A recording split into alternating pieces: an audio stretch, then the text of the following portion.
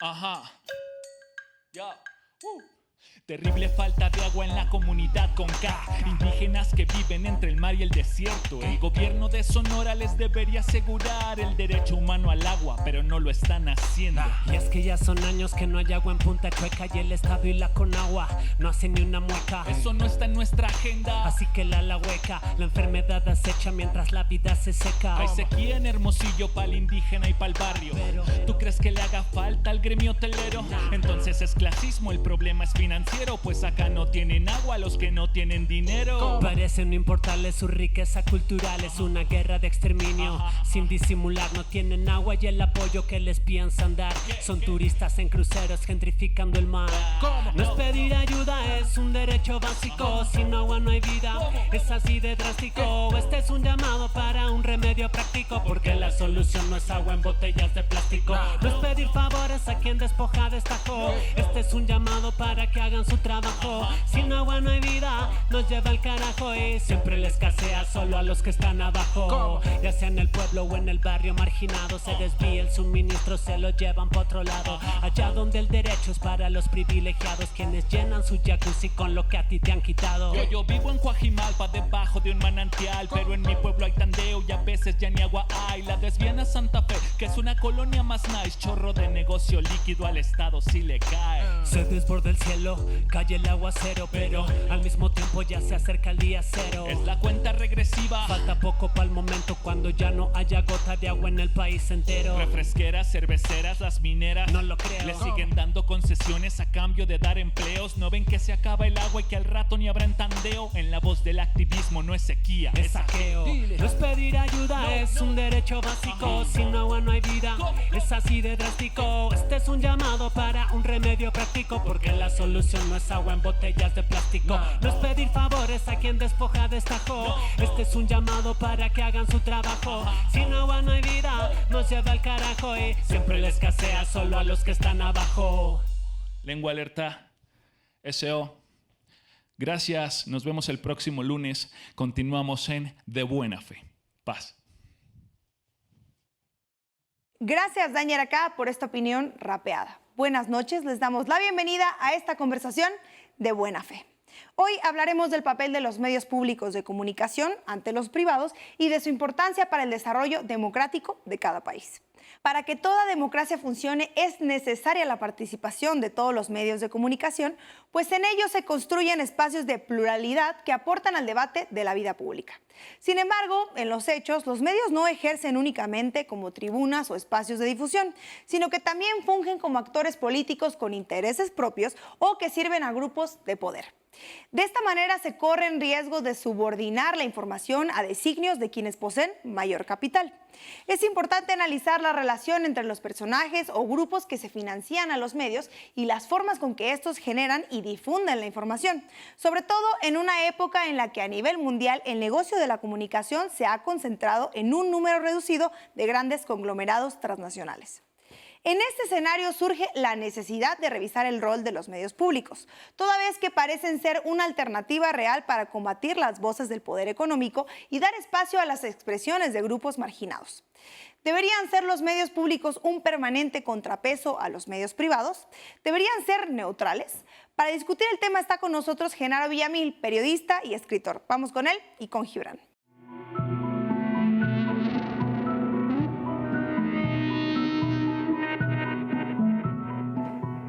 Buenas noches, amigas, amigos, enemigos y adversarios.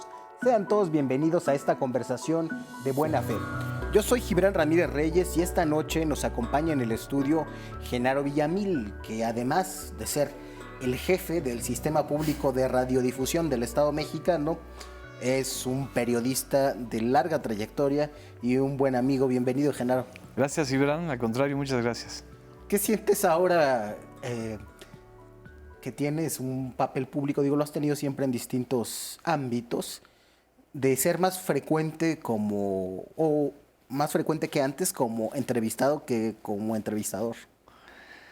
Fíjate que no he dejado de tener el papel de entrevistador. Esa es una parte que a mí me motiva, como cualquier periodista y cualquiera que somos comunicadores, ¿no?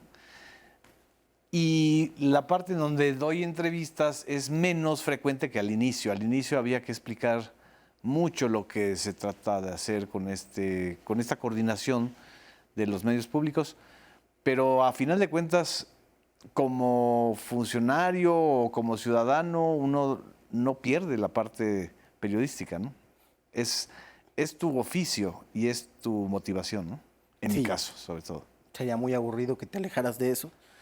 Perderías también el tacto de cómo están los medios públicos. Era una de las nostalgias que yo al principio dije, no, qué cosa estar de funcionario así todo serio, sin hacer comentarios.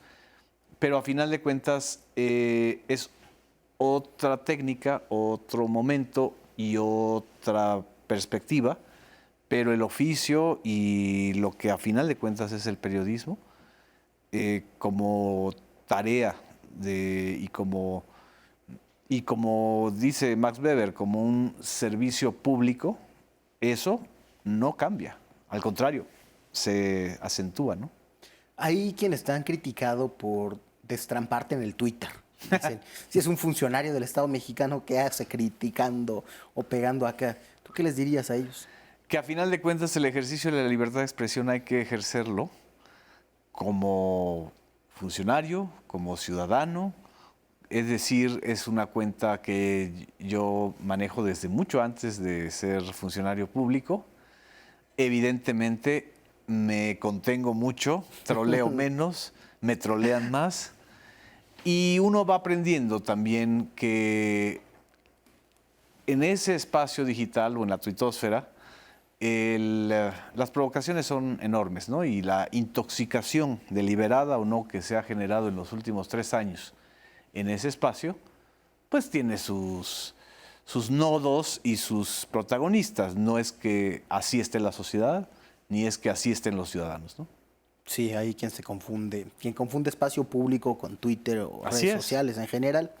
Pero bueno, el día de hoy vamos a hablar de medios públicos y democracia en un sentido muy amplio. Pero me gustaría comenzar por repasar juntos una frase que el presidente ha repetido mucho y con la que quiero saber si estás de acuerdo, que es que prensa se combate con prensa, aludiendo siempre a los ataques que recibirán los políticos y que dice se tiene que combatir con más prensa. ¿Tú estás de acuerdo con eso? En esencia sí. Es decir, los políticos, los funcionarios, en mi caso, que también hacemos periodismo, cuando tenemos que... Te pongo un ejemplo, muy concreto en mi caso, porque puedo hablar desde mi punto de vista y desde mi oficio. Si yo tenía una posición crítica sobre los medios privados, en específico sobre Televisa, o sobre TV Azteca o sobre las estaciones de radio, en el espacio en donde yo estaba, que era un medio impreso y un medio digital, Proceso y Homo Zapping, yo hacía la crítica frontal desde mi punto de vista periodístico y de análisis. ¿Qué hago desde este punto de vista ahora como responsable de medios públicos? Pues ya no tiene caso que yo los critique como si estuviera yo incidiendo o quisiera yo incidir en su actuación. Lo que tengo que hacer es generar contenidos, impulsar a que se generen contenidos, coordinar a los equipos creativos y a los que, como en tu caso y como en muchos casos, hacen contenidos, a que hagan un contenido distinto. A final de cuentas, más que atacar a la prensa con la prensa o de curar la prensa con la prensa, lo que hay que hacer es plantear opciones. Que no sea nada más la unanimidad que existía antes, en medios públicos y en medios privados, que es lo que no dicen. Claro. Es decir, los verdaderos medios oficiales eran los privados, porque en el esquema anterior era un intercambio de dinero por posicionamiento, no era un asunto de convicción, ¿no? Entonces, si ahora los medios privados tienen una posición muy crítica frente al gobierno, pues bienvenidos. Y qué bueno. Pero también a los medios públicos nos corresponde hacer el contrapeso frente a las audiencias, no frente al poder político, frente a las audiencias, frente a 30 millones de personas, por lo menos, que optaron por una un cambio, por una transformación, por un modelo nuevo. Desde ese punto de vista, ¿tú crees que se vale militar en los medios de comunicación? ¿Que se milita ahí de hecho? Yo creo que todos tenemos causas. A veces tratamos de confundir la militancia con las causas.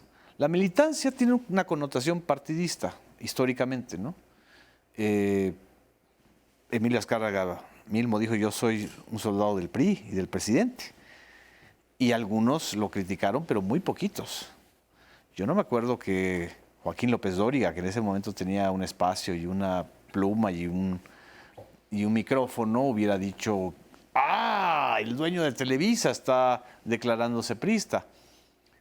En este caso, yo creo que la militancia que uno puede tener más que partidista, sin excluir la militancia en un partido, en alguno de los partidos existentes, es a favor de unas causas, de las causas que a ti te motivan para hacer comunicación, para hacer política, para ser servidor público.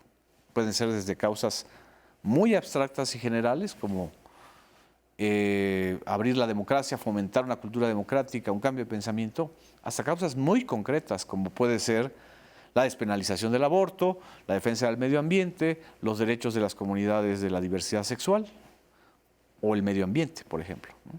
Te lo preguntaba porque siempre hay en materia informativa, no sé si es una disyuntiva, pero por lo menos hay dos formas de pensar los medios de comunicación. Sí. Una es desde la pluralidad de causas, por decirlo en los términos que estás manejando, donde se valdría que estén en los medios los pro aborto y los antiaborto, sí, y todas las voces, y la ciudadanía los pueda ver.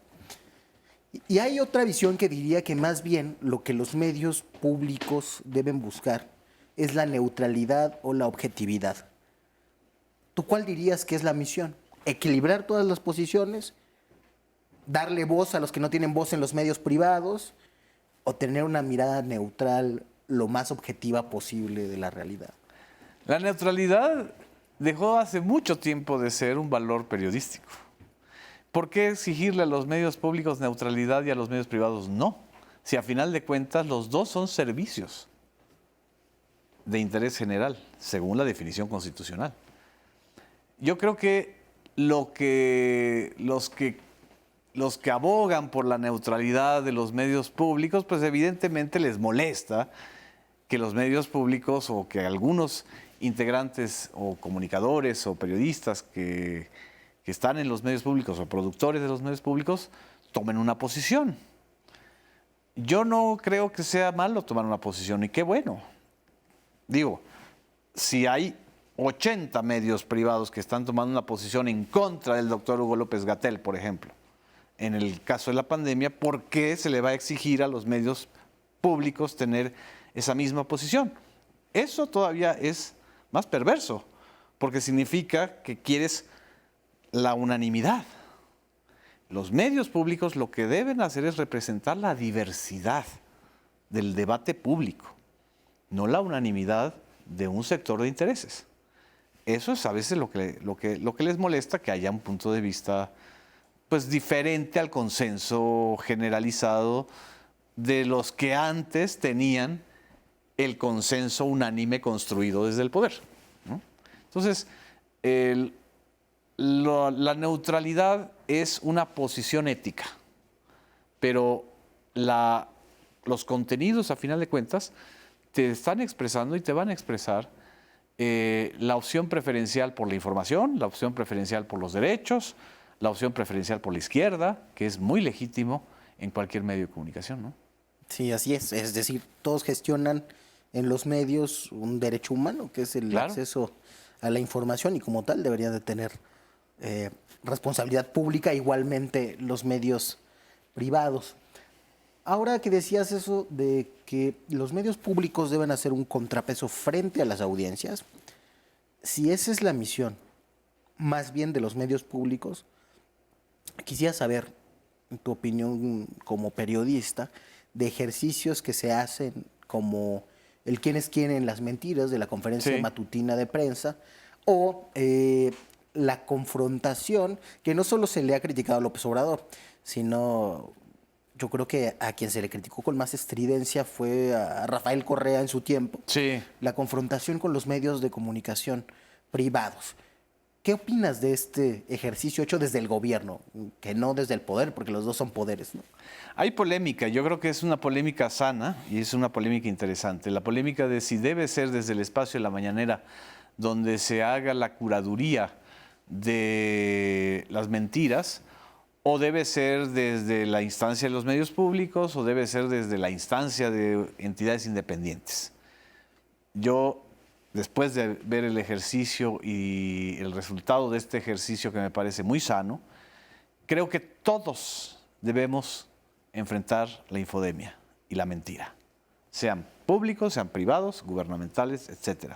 El espacio dentro de la conferencia matutina en donde se expresa y se definen las mentiras explícitas o implícitas en contra de la información generada desde el gobierno me parece muy sano, y es un derecho del propio presidente de tener un espacio en donde se diga, pues ustedes están mintiendo, señores, o sea, el Fonden, por favor, o sea, no me vengan con cuentos de que el Fonden era una maravilla, si eran una cueva de ladrones, por ejemplo, ¿no? O mentiras evidentes de que va a nombrar a su esposa canciller o embajadora, que son muchos de los bulos o de los rumores que se generan ahora con mayor intensidad desde el espacio digital que trasciende al espacio impreso y televisivo, porque no hay consecuencias.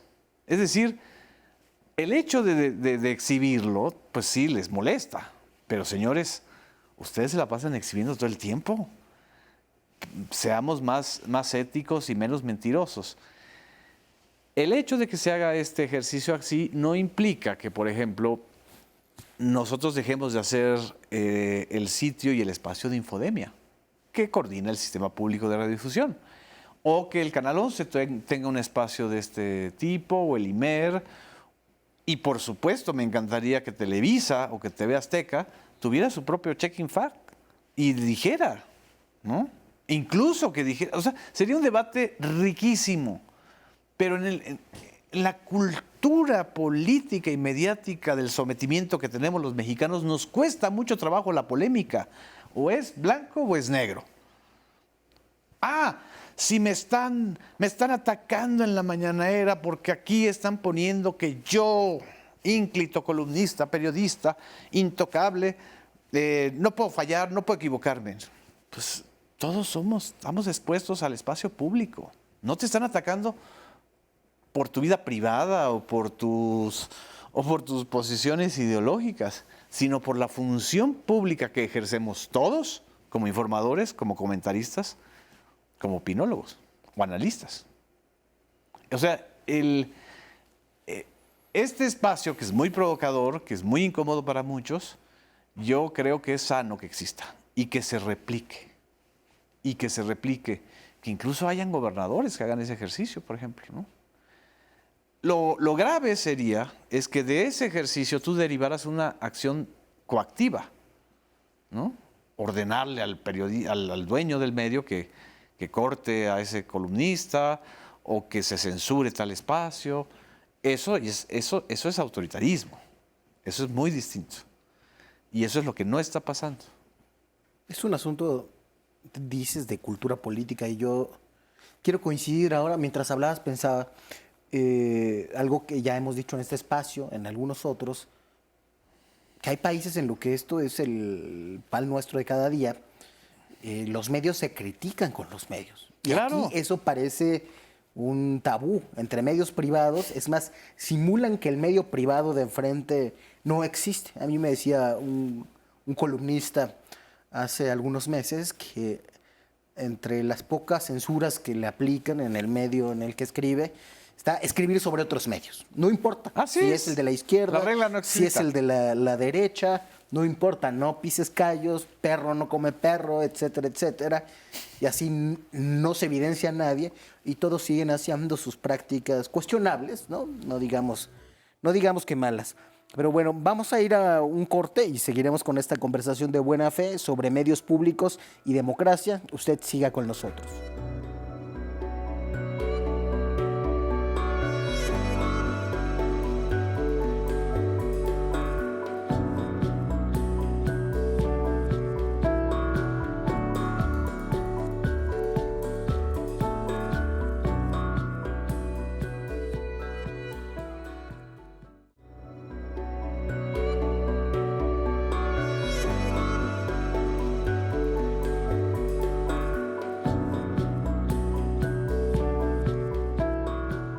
Gracias por seguir con nosotros aquí en De Buena Fe. Seguimos conversando con Genaro Villamil sobre medios públicos y democracia. Nos quedamos, querido Genaro, en que en el sistema mediático mexicano perro no come perro y todo el mundo en paz. Es parte de esta quintesencia de la cultura política mexicana que es la simulación. Yo te puedo contar una anécdota real, una historia real. Yo me dediqué durante muchos años a especializarme en la crítica a los medios, desde los medios. Y por supuesto que empecé a pisar callos. Déjame recordarle a nuestra audiencia, Genaro fue el principal periodista en encuerar la relación entre Enrique Peña Nieto y Televisa. Y eso lo volvió muy incómodo para el poder durante por lo menos un sexenio. Para los dos poderes, para el poder mediático y para el poder político.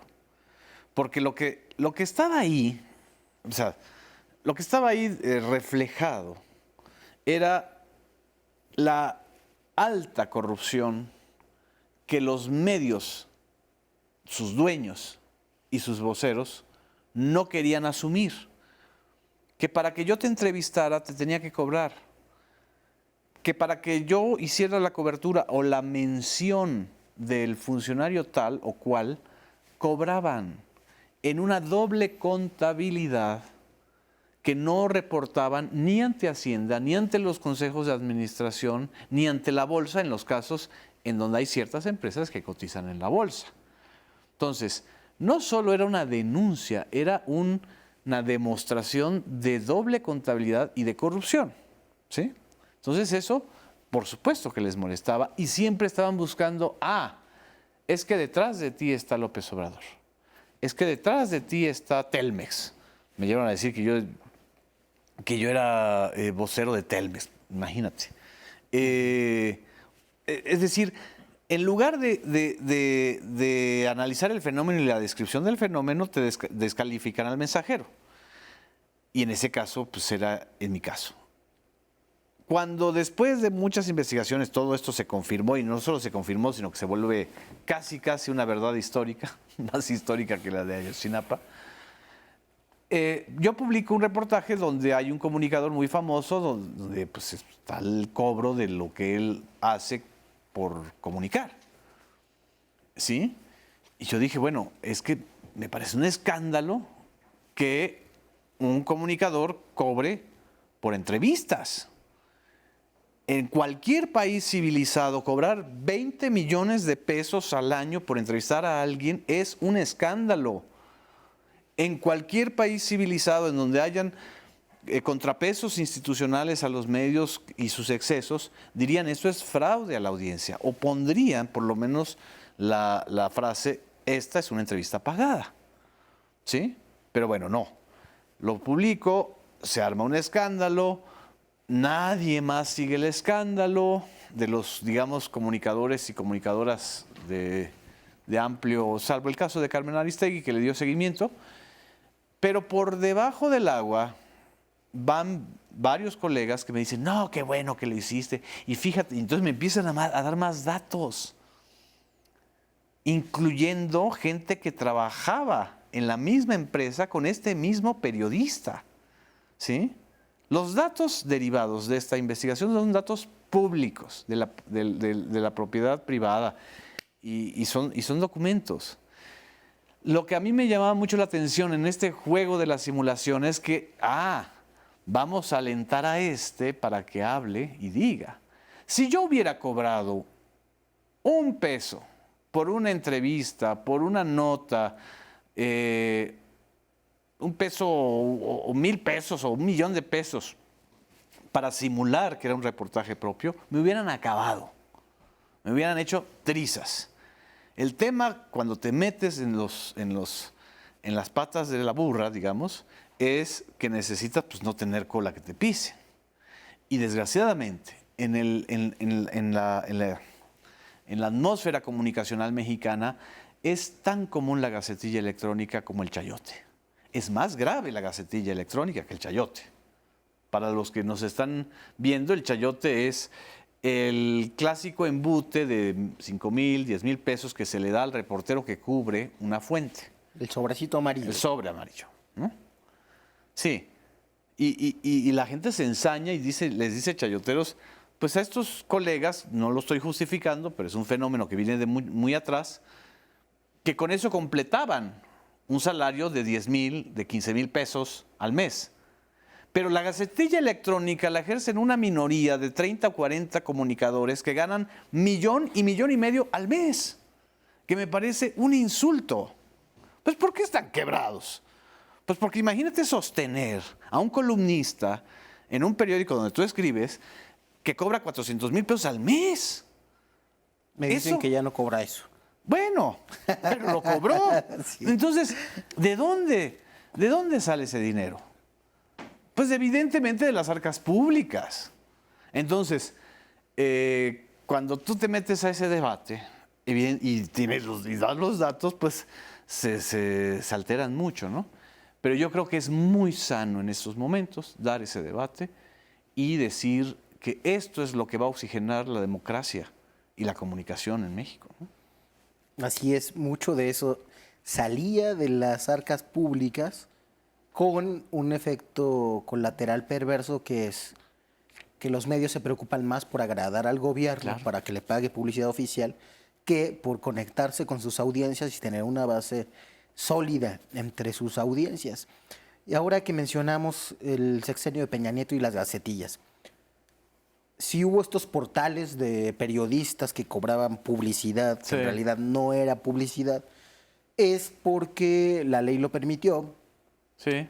Y recientemente, en estos días, la Suprema Corte de Justicia ha declarado inconstitucional la Ley General de Comunicación Social, que tenía ese esquema de publicidad oficial. Así es. Por permitir su discrecionalidad. Creo que no hemos dado ese debate de fondo todavía, porque a lo que se le llama publicidad oficial, y esto es mi punto de vista, ya me dirás el tuyo, sí, es en realidad un subsidio que se otorga a medios de comunicación diversos. Pero al decirle publicidad oficial, lo sujetas a las reglas del mercado de la publicidad. Claro. Y entonces ya le das a los más fuertes porque son los que tienen más impactos, etcétera, etcétera. Cuando es también una elección política. No deberíamos transitar en los medios públicos, en los medios privados, en la publicidad que se paga desde el gobierno, hacia un sistema de subsidios que diga su nombre. Habrá subsidios a medios de comunicación con base en tales criterios y lo decidirán tales personas, no sé, consejos de periodistas, órganos autónomos ya no están de moda, pero algo así. Es un debate muy extenso, pero creo que lo que es necesario, el dinero público para los medios, en esencia, debería estar destinado para campañas. Campañas de vacunación, campañas de alfabetización, campañas de información. Estuvimos en medio de una pandemia, de la pandemia más importante, grave en la civilización contemporánea, y ahí se debieron haber destinado recursos, por ejemplo, específicos como campañas, y deberían estar o deben estar tasados en función del impacto en audiencias de esos medios. El impacto en audiencia ya no solamente es el rating, porque también esa es la otra trampa. ¿Por qué le dabas el 60% de los recursos destinados a la publicidad oficial a 2 o 3 grandes cadenas de televisión? Porque ellos llegan a mayor volumen. Sí, pero ya la publicidad ahora está segmentada. Entonces también debe haber un criterio para la publicidad en radio, para la publicidad en espacios digitales y para la publicidad en medios impresos, ¿no? O para la publicidad de los llamados 360 grados, que tú estás abarcando todo tipo de audiencias. Yo creo que se le debe llamar así, recursos para campañas, no subsidios, porque el subsidio es cuando tú estás fortaleciendo, yo creo que, por ejemplo, a las radios indígenas o a las radios comunitarias sí hay que darles subsidios. ¿Por qué? Porque están cumpliendo una función social que no es de lucro, muy distinta a los medios privados y comerciales. Y evidentemente no son una competencia. Es decir, no les van a rivalizar en el mercado publicitario. Es distinto el papel de estos medios comunitarios o radios indígenas al de los medios públicos, porque los medios públicos dependemos en esencia del recurso fiscal, que tiene que estar destinado para un proyecto y es vigilado. El asunto también es que, en esencia, la publicidad oficial era un mecanismo de soborno y de chantaje de uno y de otro lado. Porque además, en los últimos 18 años anteriores a la llegada de López Obrador, es decir, de Vicente Fox, Enrique Peña Nieto, la trampa era que como era publicidad política, tenía un sobreprecio de 10%. ¿Sí? Entonces, no es lo mismo anunciar un shampoo que anunciar un candidato presidencial o un gobernador. Entonces, fíjese, gobernador, gobernadora, que, híjole, como usted no es un shampoo y es un funcionario, en lugar de 5 millones que le va a costar esta entrevista, pues son 10% más lo que debemos gastar en simular, ¿no? A través de una triangulación con empresas. Es decir, 8 millones. ¿No? Te estoy poniendo un ejemplo muy bajito en términos de monto, ¿sí? Pero así se hizo. No solamente se hizo así, sino que también fue el gran salto cualitativo, porque los mismos que vendían antes el paquete francés, por ejemplo, en Televisa, a las empresas privadas, llámese una empresa de pan o de refrescos de cola o de refrescos embotellados, se volvieron los publicistas de los políticos.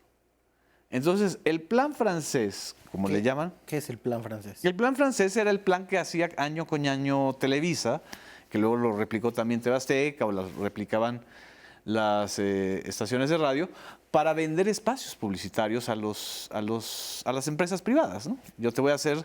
Le llamaban, no sé por qué le llamaban exactamente plan francés, pero era abarcar toda la ecuación.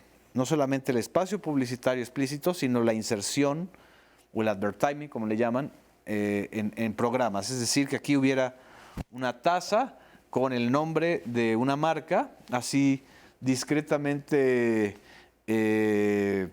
deslizada en el contenido, ¿no? Eso tenía un costo, ¿sí?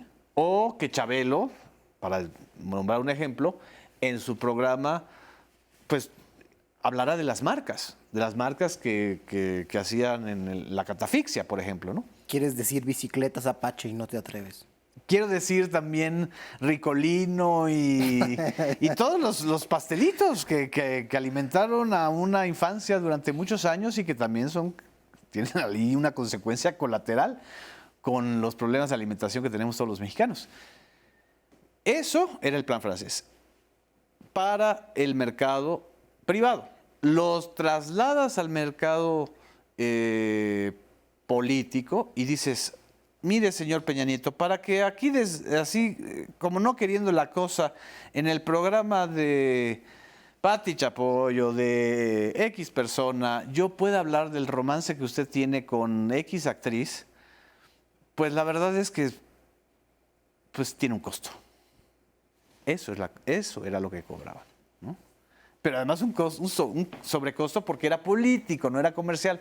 Entonces, ahí fue donde este mundo o este mercado se pervirtió y perdió a las audiencias, porque en términos muy llanos y muy redondos, puede haber sido mucho más. En 6 años, la administración de Enrique Peña Nieto gastó 100,000 millones de pesos fácil en publicidad política, ¿sí? Explícita y por debajo del agua. Y empezó con 56, 58% de aceptación y terminó en 12%. ¿Dónde está la racionalidad de ese gasto? Vamos a ir a un corte y regresamos para hablar sobre eso. Usted siga con nosotros, estamos conversando de buena fe.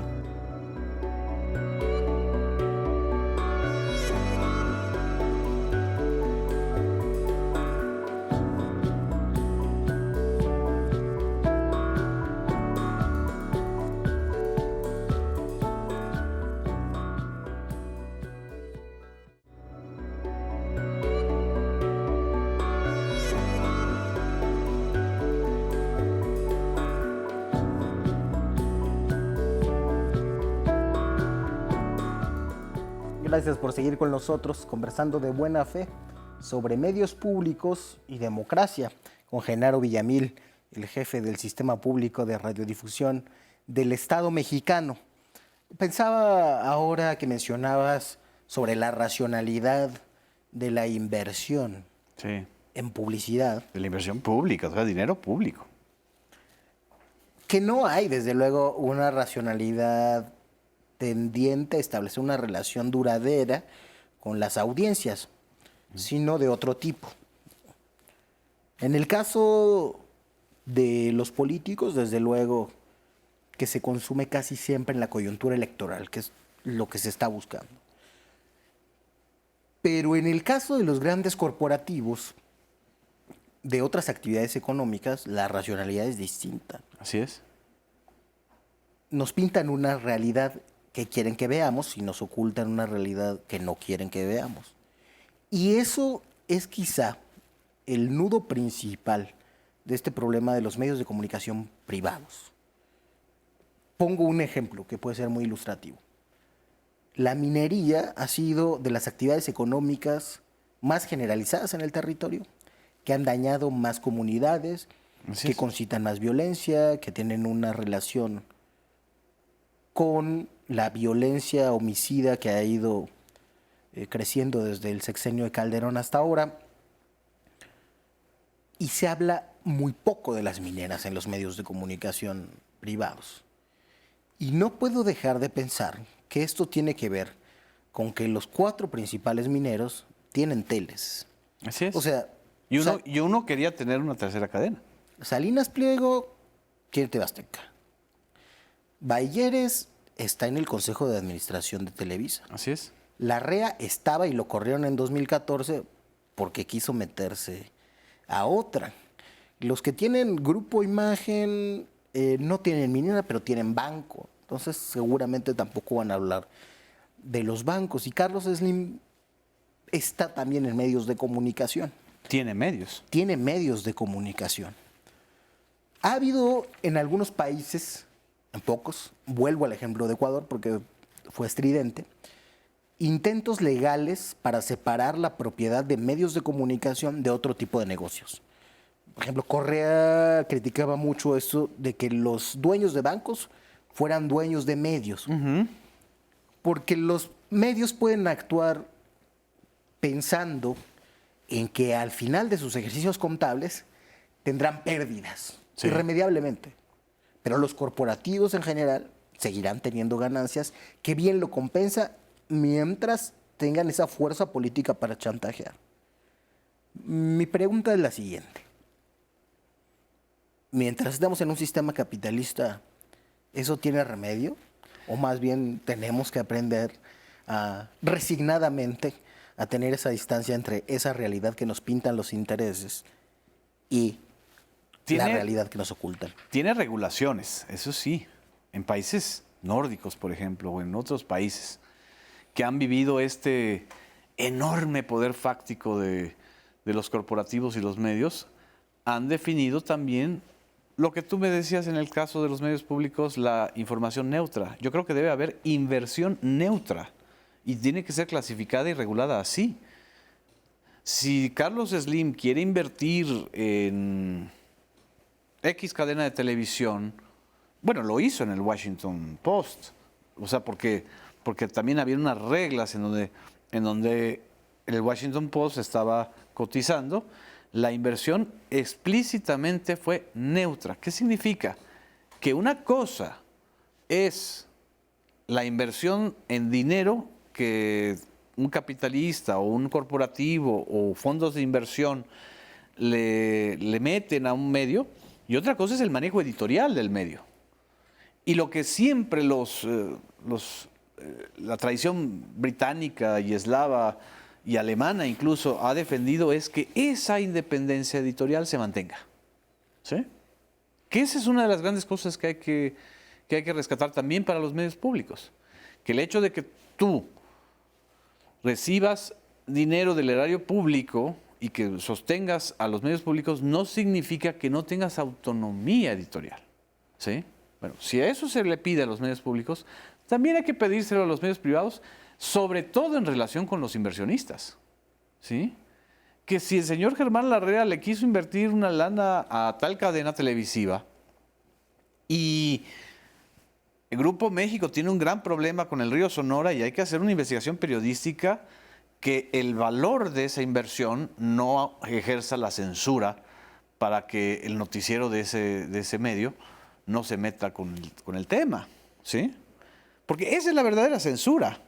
No es la llamada del jefe de comunicación social a un director periodístico, sino la autocensura que ejercen los medios por la red de intereses financieros, económicos que tienen, en donde pues prácticamente no se puede hablar de nada. Hay periódicos en los que no pueden hablar de nada. Los propios periodistas. ¿Por qué? Porque pisan los intereses de o los dueños, o los socios, o los inversionistas. Creo que hay que regular ese tema como inversión neutra. Y es una regulación, es decir, en donde no se permita que se atente contra la autonomía editorial o la autonomía de contenidos, ¿no? ¿Y en qué ley debería estar eso? Eso debería estar en una regulación financiera y en varios instrumentos. Yo creo que, mira, la verdad es que también eso es otro fenómeno. Yo antes creía mucho en la necesidad de hacer una gran ley de medios de comunicación que, pues así como desde la Constitución de Apatzingán nosotros nos imagináramos un mundo ideal, y ya, se cumplía. No, yo creo que más allá de las legislaciones hay que hacer ese debate. Este debate, por ejemplo, hay que tenerlo en los medios privados también. Y que los periodistas lo ejerzan y lo encabecen, o junto con los empresarios, los financieros, ¿no? Por ejemplo, tener a Slim de un lado o a la gente de Slim del otro y a un director de medios o a un director editorial o a un jefe de información. O sea, para dar ese debate hay que estar dispuesto a ser corrido en este momento, ¿no? El problema es ese. Yo, ¿cómo voy a debatir con este fulano, con este sultano? Diría de un lado y dirían del otro también. Es decir, creo que si algo nos está enseñando el proceso de democratización de la Cuarta Transformación, y sobre todo en materia de debate público, es que debemos romper con los paradigmas y con las simulaciones que durante muchos años nos hicieron una cultura profundamente simuladora y profundamente mentirosa, ¿no? Entonces, yo creo que al contrario, yo creo que esto oxigena el debate. Son los problemas reales que además la audiencia tiene que conocer y debe saber. Claro. Pese a la disparidad de recursos que hay entre medios públicos y medios privados, ¿crees que los medios públicos deberíamos plantearnos como una competencia de los medios privados? En el caso mexicano creo que sería muy nocivo en estos momentos permitir, por ejemplo, publicidad comercial. No así mantener, como dice la ley, patrocinios. ¿Por qué sería nocivo? Porque te metes a un debate sobre un mercado que está, como yo te digo, muy contaminado, ¿no? Hay agencias que controlan, agencias publicitarias que controlan y que manejan las tarifas a veces de manera estratosférica. No, yo creo que es sano en estos momentos que no exista recurso comercial y que los medios públicos puedan ir haciendo comercialización o generar recursos propios a través, por ejemplo, de plataformas digitales, servicios, venta de servicios de producción, venta de servicios de locución en radio, ¿sí? Todo lo que no afecte la pantalla principal, que es tu pantalla televisiva, ¿no? En ese sentido, creo que en estos momentos eso es lo más sano. Y mantener, como habíamos comentado, subsidios específicos a medios que representan a comunidades o a sectores sociales que no están ni en el afán del lucro ni dependen del erario, ¿no? Como los medios indígenas o los medios comunitarios, ¿no? Ojalá nos escuchen para este periodo de sesiones senadores y diputados que tienen ahí mucha chamba pendiente y además deben sacar la Ley General de Comunicación Social. Para ir cerrando, Genaro, ya sobre el SPR, el Sistema Público de Radiodifusión, ¿cómo lo encontraste y qué meta te planteas para llevar a final del sexenio, ahora que estamos a mitad del camino, para seguir con los términos en uso de estos días? En términos jurídicos era un gigante dormido. Es decir, si tú lees la ley del Sistema Público de Radiodifusión que se redactó en 2014, se redactó y se aprobó, que además nadie la comentó, pasó casi de noche, porque el debate principal era entre los dos grandes gigantes, entre Televisa y América Móvil, para ver quién dominaba en la Ley Federal de Radio, Televisión y Telecomunicaciones del sexenio de Peña Nieto, ¿no? Entonces es una ley en donde tú crean, así los que redactan una ley, crean un sistema que en esencia no existe. Y entonces ese sistema hay que crearlo. Lo que existía cuando yo llegué era un canal, el canal 14, con una infraestructura nueva, o de la más nueva, que se fue construyendo de 2010, cuando era OPMA, hasta el 2018, con 26 estaciones de televisión en varias entidades de la República, que le hace una cobertura, le alcanzaba una cobertura del 49-50%, ¿no? Por otro lado tenemos al Instituto Politécnico Nacional, que es el posesionario de la concesión de Canal 11, que es otro canal que es muy antiguo, que podría haber tenido desde hace mucho tiempo una cobertura de más del 80% del territorio nacional, pero no llega al 40%. Entonces, ¿cuál es el plan? Construir dos grandes cadenas de televisión a partir del 14 y del 11, con la compartición de la infraestructura de ambas televisoras. Pero todo esto estaba diseñado al revés, para que se siguieran fragmentando. Por un lado el Canal 11, por otro lado el Canal 14, por otro lado el Canal 22, por otro lado el IMER, por otro lado Radio Educación y las televisoras estatales, por ejemplo. O Capital 21, que es un capital joven también de la Ciudad de México y que es público. Entonces, más allá de la ley, lo que hay que hacer, y el proyecto es la compartición de infraestructura pública, son recursos públicos, para poder ampliar la cobertura. Muchas gracias, Genaro. Se nos ha acabado el tiempo. Al contrario, Gibran, muchas gracias a ti. Disfruté mucho la conversación. Usted, quédese aquí porque todavía falta Estefanía Veloz con La Mala Fe. Usted y yo nos vemos hasta el próximo lunes, pero quédese a lo que sigue, que va a estar muy bueno.